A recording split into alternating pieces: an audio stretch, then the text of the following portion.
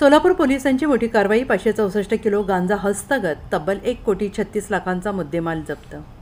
सोलापूर ग्रामीण पोलीस दलाने अंमली पदार्थाच्या विरोधात मोठी कारवाई केली आहे. या 2 कारवायांमध्ये पोलिसांना मोठे यश प्राप्त झाले आहे.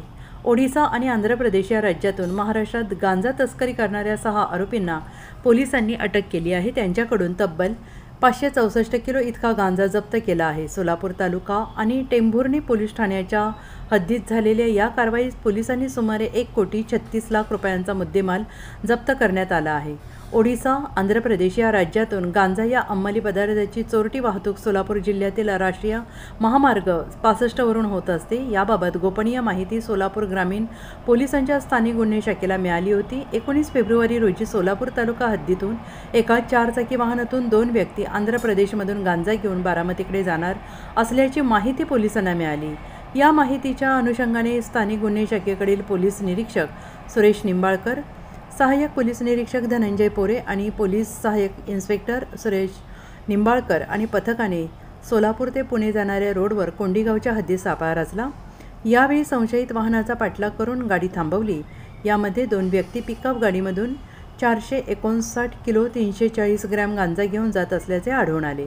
या प्रकरणी अल्ताफ युनुस इनामदार, जमीर इब्राहिम शेख या 2 आरोपींना अटक करण्यात आली. त्यांच्याकडून सुमारे 1,46,900 रुपयांचा अवैध गांजा जप्त करण्यात आला आहे. सोलापूर ग्रामीण पोलीस दलातर्फे नार्कोटिक ड्रग्सच्या संदर्भामध्ये नुकत्याच 2 मोठ्या कारवाया करण्यात आल्या आहेत.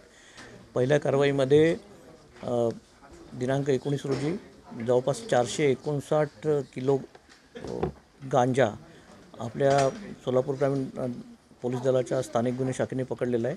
ही कारवाई जी आहे ही एका गोपनीय माहितीवरून करण्यात आलेली आहे. यामध्ये आपण 3 आरोपींना अटक करण्यात आली असून हा गांजा जो आहे हा आंध्र प्रदेशमधून बारामतीकडे जात होता.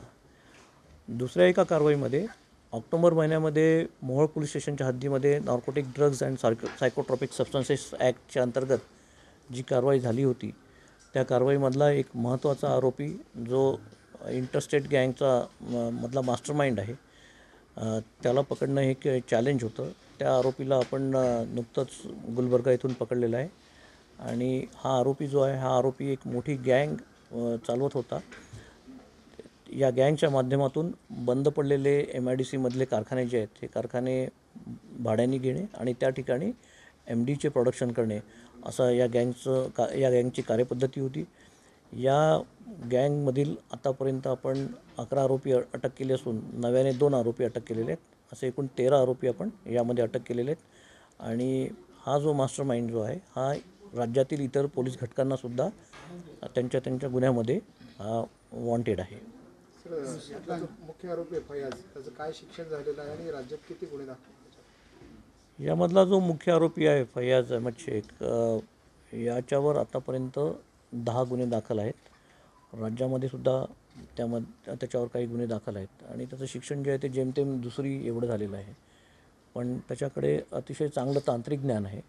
त्या तांत्रिक ज्ञानाच्या आधारे तो त्याच्या टीमकडून त्याच्या गँगकडून MDचे प्रोडक्शन तो करून घेत होता. Bureau report, SBN Marathi, Solapur.